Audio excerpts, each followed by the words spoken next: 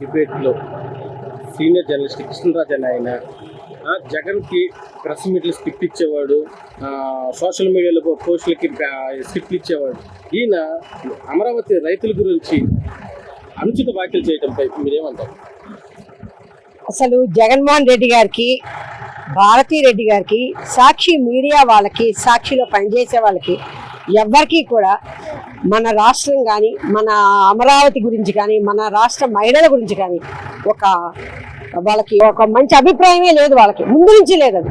ఎందుకంటే జగన్మోహన్ రెడ్డి గారు అధికారంలోకి వచ్చిన కాడి నుంచి కూడా ఎలా అమరావతిని డిగ్రేడ్ చేయాలా, ఎలా అమరావతిని ముందు ముక్కలు చేయాలా అని చూశాడు ఆయన. ఫస్ట్ అయితే ఒప్పుకున్నాడు, తను ప్రతిపక్షంలో అప్పుడున్నప్పుడు 2014లో. అలాగే రాష్ట్రం మధ్యలో వచ్చింది కదండి, ఇది రాష్ట్రం మధ్యలో ఉంది, చాలా బాగుంది అమరావతి రాజధాని, మా అందరికీ కూడా చాలా ఇష్టం అని చాలా ఇదిగా చెప్పాడు ఆయన. కానీ ఆయన అధికారంలోకి వచ్చాక మొత్తం ఆయన వెర్షన్ మారిపోయి కంప్లీట్గా ఎంతసేపు అమరావతిని ఎలా నాశనం చేయాలి, అమరావతిని ఎలా డిగ్రేడ్ చేయాలి, 3 ముక్కలాట ఆడి వైజాగ్లో క్యాపిటల్ అని చెప్పేసి ఇక్కడ ఓన్లీ అసెంబ్లీ అని చెప్పేసి ఇష్టం వచ్చినట్టుగా మాట్లాడాడు. ఎంతోమంది ఆడవాళ్ళ జీవితాలు నాశనం అయినా పట్టించుకోవాలా.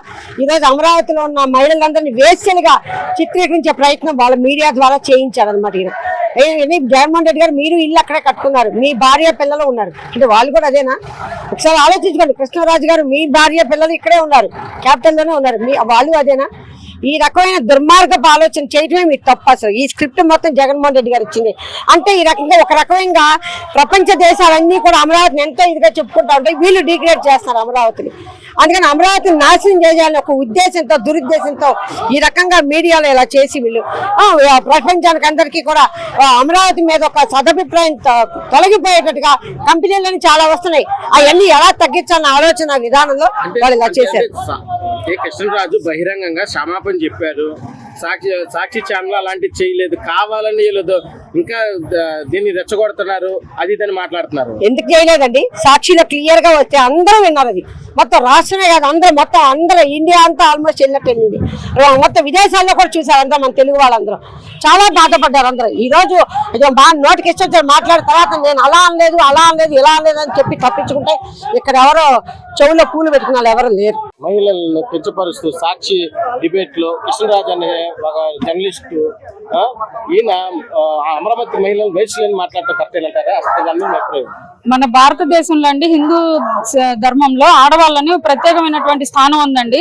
అలాంటి ఆడవాళ్ళని ఈ రోజు వాళ్ళంత డిబేట్ లో అంత రాష్ట్ర ప్రజలు చూస్తుండగా అట్లా మాట్లాడాడంటే ఆయనకి జగన్మోహన్ రెడ్డి గారు ఏ విధంగా ఆయన ఇది చేసి పేటీఎం బ్యాచ్లు రెడీ చేశాడనేది మనం ఆలోచించుకోవచ్చు.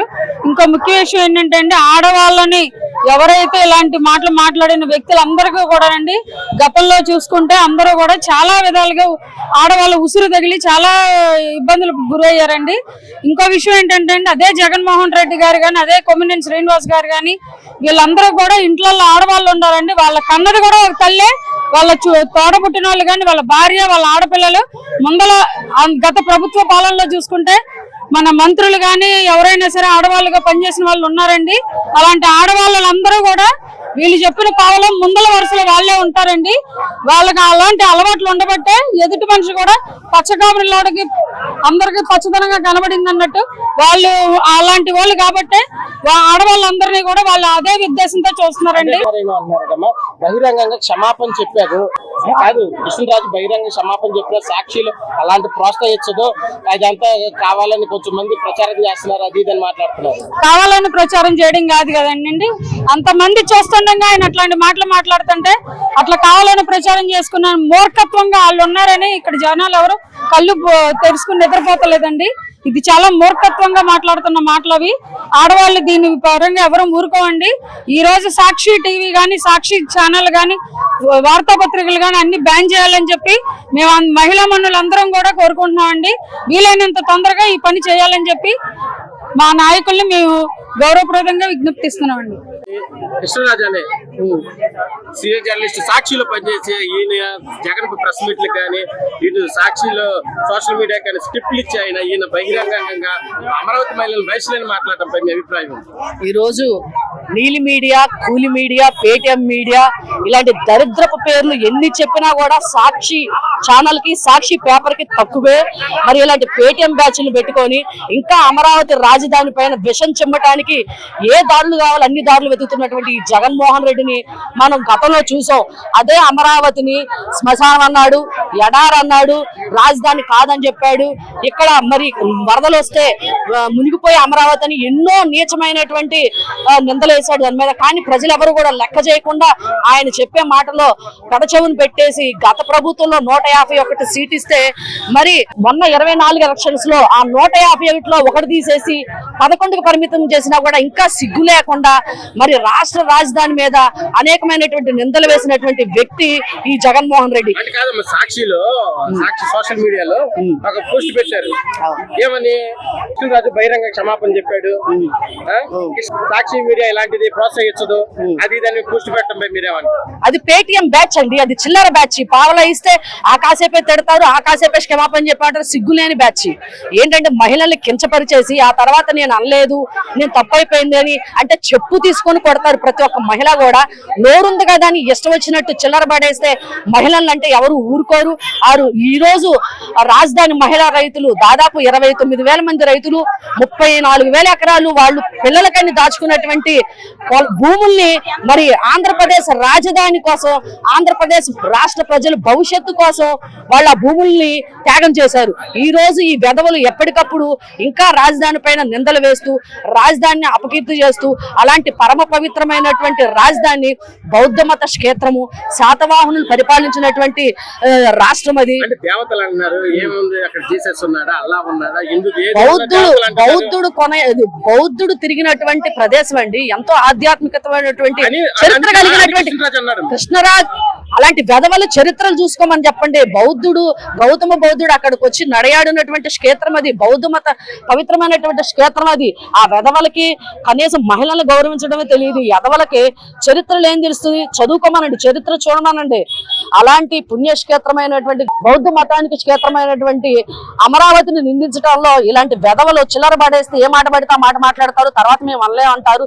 ఈ రోజు రాష్ట్రంలో ప్రతి ఒక్క మహిళను కూడా కించపరుస్తూ మాట్లాడారు.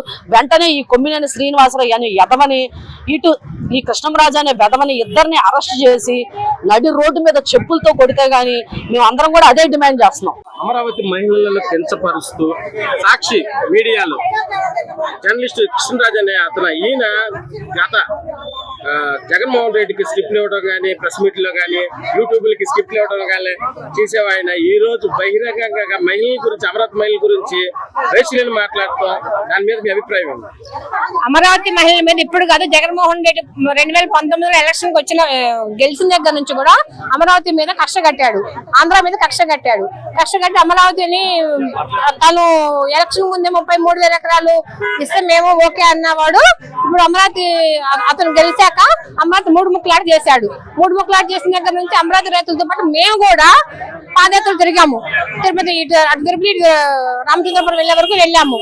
అయితే మమ్మల్ని ఎన్ని హింసలు పెట్టాడో, తినడానికి రోడ్ల మీద కూర్చొని తింటుండే కూడా తినిచ్చేయకుండా, బాత్రూమ్స్ లేకుండా, టాయిలెట్స్ లేకుండా, రాళ్ళు ఇసేసి, రాజమండ్రిలో రాళ్ళు ఇసిరేసేసి, పెట్రోల్ కవర్లు ఇసిరేసేసి, అటు వెళ్ళనివ్వకుండా బ్రిడ్జి మూసేస్తే మళ్ళీ వేరే బ్రిడ్జి వైపు నుంచి వెళ్ళి, నిజంగా చంద్రబాబు నాయుడు గారు ఏం మాట్లాడినారో అది నిజం, 100% నిజం. అది దేవతల రాజధాని అమరావతి అనేది 100% నిజం.